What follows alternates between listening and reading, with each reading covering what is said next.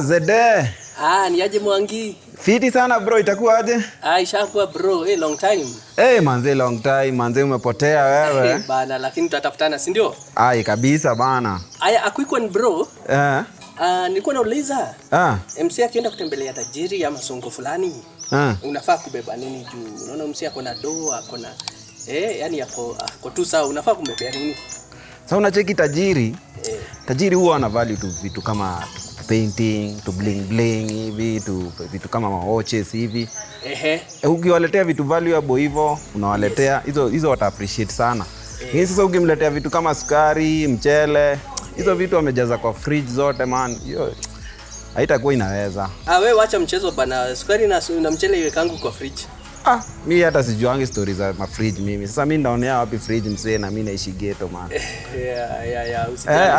By the way, kwani unaenda kucheki tajiri mgani man? Hata sio mimi bana, ni wase wanakuja kunitembelea. Lakini hawajajua ile kitu wanafaa kuniletea.